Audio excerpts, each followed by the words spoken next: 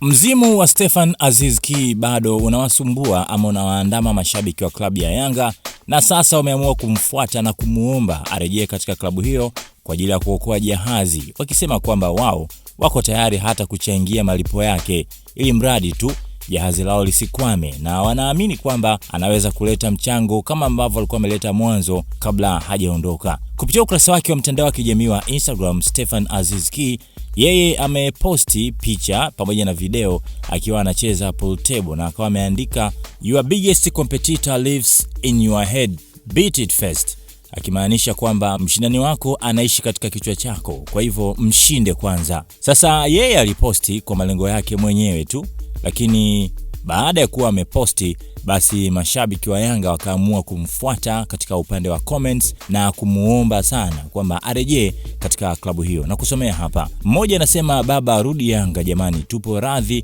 kukulipa kila baada ya siku 2 ase, mashabiki tutakuwa tunachanga.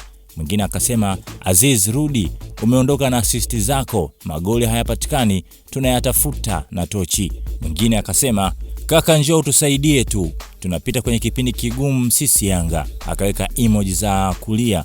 Mwingine akasema, rudi kaka, hali mbaya huku, naye pia akaweka emoji ya kulia. Mwingine akaja akasema, fanya ugeuke master, mambo magumu.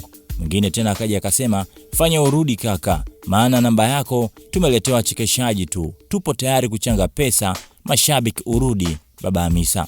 Mwingine tena akaja akasema, we nawe rudi, wanateseka huku wenzako.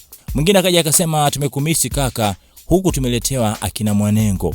Sasa comments ni nyingi sana ambazo zimeendelea kumwagwa hapo kwa Aziz Ki, wakijaribu kumuomba wao wenyewe, wakiona kama viongozi wanachelewa hivi, na sasa wameamua kuingia wao wenyewe kwenda kumuomba Aziz arudi. Una mtazamo gani katika hili? Arejee ama aendelee na maisha yake?